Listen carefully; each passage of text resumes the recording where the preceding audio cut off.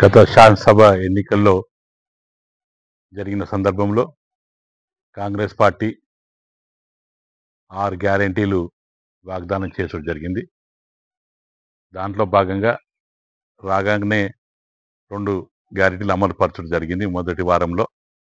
అందులో మొదటిది ఉచిత బస్సు, ఆ తర్వాత 10 లక్షలు ఆరోగ్యశ్రీ పథకం కింద వారికి అమలు పరిచేటట్టు చేయడం జరిగింది.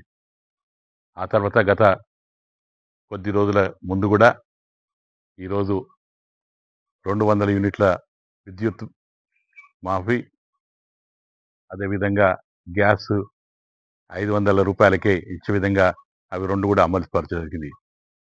రేపు రాబోయే రోజులలో ఇవే కాకుండా ఇంకా ఏదైతే ఇల్లు వాగ్దానం చేసినామో 5 లక్షల రూపాయలు అది కూడా అమలు పరచడం జరుగుతూ ఉన్నది. ఈరోజు ముఖ్యమంత్రి గారు అనౌన్స్ చేసడం జరిగిందని కూడా మీరు తీసుకొస్తాను. ఈ విధంగా రాబోయే రోజులలో అన్ని 6 గ్యారెంటీలలో అన్ని అమలు పరచడం జరుగుతుంది.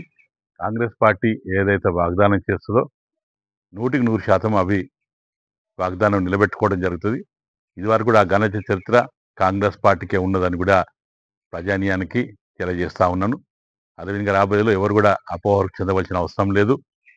రాబోయేలో అన్ని గ్యారెంటీలు అమలుపరిచి మరి రైతుల సభ్యులని కానీ ప్రజలు కానీ అందరినీ మన్నలు పొందడం జరుగుతుందని కూడా మీతో మనవి చేస్తాను.